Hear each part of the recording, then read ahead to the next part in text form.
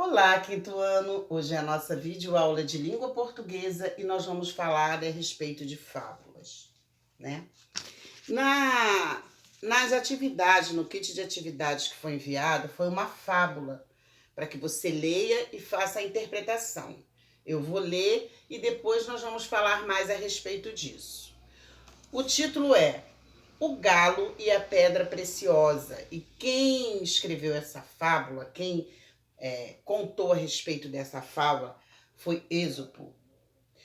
Um galo que procurava ciscando no terreiro um alimento para ele e suas galinhas, sem querer acaba encontrando isso aqui, ó.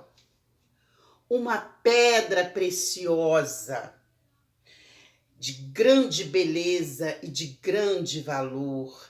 Ele encontrou esta pedra preciosa. Mas depois de observá-la, né, de examiná-la, ele olhou e falou assim: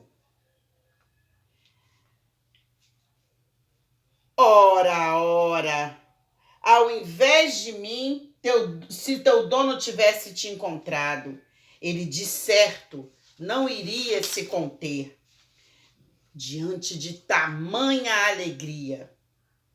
E é quase certo que iria te colocar em um lugar digno de adoração. No entanto, eu te achei e de nada me serves. Antes disso, preferia ter encontrado um simples grão de milho ao invés de todas as joias do mundo. Moral da história: a utilidade de cada coisa é o que determina o seu valor real. Ou seja, que as coisas só têm valor para nós quando elas nos de grande utilidade, nos é útil. É nesse momento que a gente dá valor às coisas. Bem, eu acabei de ler uma fábula, né? Eu acabei de ler uma fábula, que é o Galo e a Pedra Preciosa. Mas o que são fábulas? Olha, fábulas. Fábula é uma narrativa, é um gênero textual figurada na qual os personagens geralmente são animais, mas que eles têm características humanas. Em muitas fábulas, os animais, eles falam, né? E tem a moral da história nas fábulas. Traz uma característica, a moral da história é uma das características principais das fábulas, tá? É uma das características principal, eu acho, que é a moral da história. Que traz, né, essa moral da história, ela nos traz um ensinamento, ela nos traz uma lição. Nós já estudamos algumas fábulas. Vamos lembrar aqui que eu trouxe direitinho algumas que nós já lemos, já fizemos a interpretação no nosso kit de atividade, né? Em língua portuguesa. Foi o Rato e a Cidade, né? O Rato da Cidade, o Rato do Campo, a Raposa e a Cegonha, a Lebre e a Tartaruga, o Leão e o Rato, o Pastor e o Lobo, a Pomba e a Formiga, a Raposa e as Uvas. Foram algumas fábulas que nós tivemos a oportunidade de ler e interpretar. Bem, a fábula, no começo, né, não começou aqui no Brasil. As pessoas pensam que as fábulas, né, surgiram aqui no Brasil. Não, elas não começaram aqui no Brasil. Na verdade, tudo começou quando o Êxopo, que foi quem, né, falou, né, essa fábula que nós acabamos de ler. Eu vou dizer por que falou. Ele vivia na Grécia, né? E ele não escrevia as fábulas, ele contava as fábulas para as pessoas. E isso foi passando de geração em geração, de geração em geração. Um contava para o outro, isso há muitos e muitos e muitos anos na Grécia, né? Então, o que aconteceu? Depois ele morreu. Êxopo morreu. Aí algumas pessoas, alguém lá teve a ideia de fazer o quê? Pegar todas aquelas fábulas que ele contava e começou a escrever. Começou a escrever, né? Ele contava muitas, ele gostava de contar fábulas, então foram escrevendo. Com isso, elas chegaram aqui no nosso país, no Brasil. E hoje nós temos vários tipos de fábulas. Hoje nós temos vários tipos de fábulas. São escritas por ele, que é essa que nós lemos hoje, que foi escrita por ele, e outras escritas por Monteiro Lobato, que é um deles, né? Por outros autores, mas um dos principais foi Monteiro Lobato, que ele escreveu O Sítio do Pica-Pau Amarelo. Sabe quem é Monteiro Lobato? Nós já estudamos a respeito dele, né?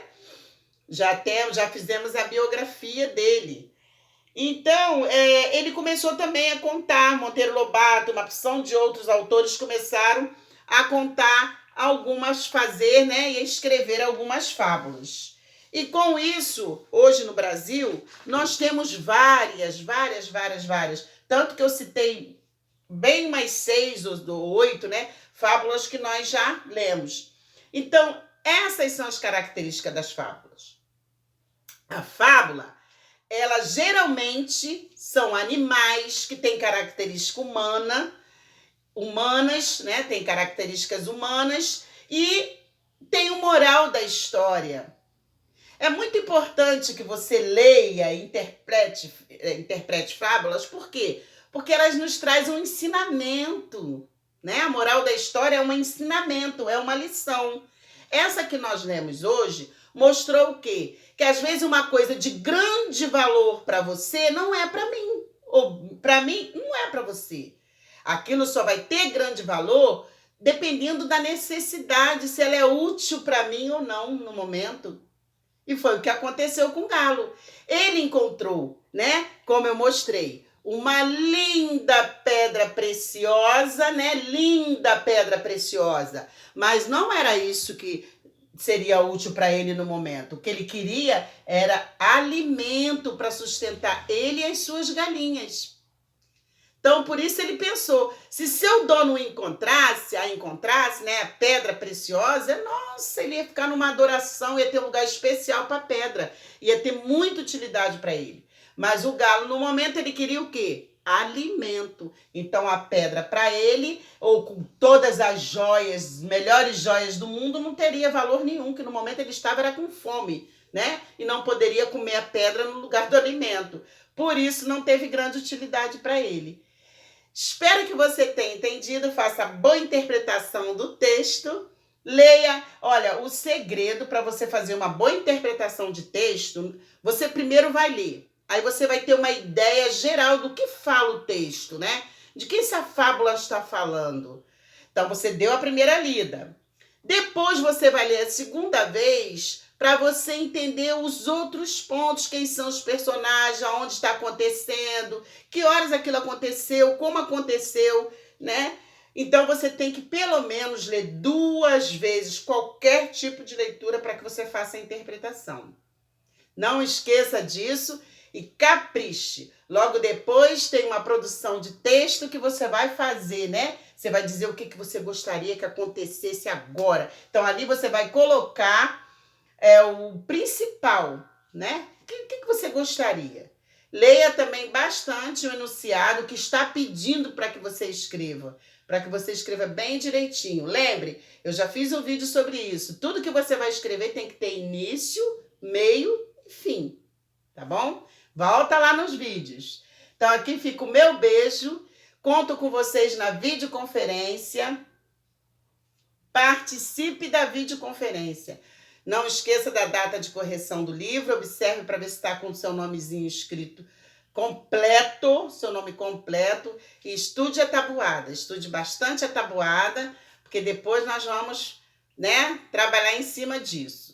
Fica aí o meu beijo. Parabéns pelos trabalhos que foram apresentados. Quem ainda não apresentou, faça seu trabalho bem bacana. Todos os que foram apresentados foram maravilhosos. Adorei, amei. Parabéns, viu? Continuem assim, se esforçando e se dedicando. Mais tarde vocês colherão os frutos de tudo isso.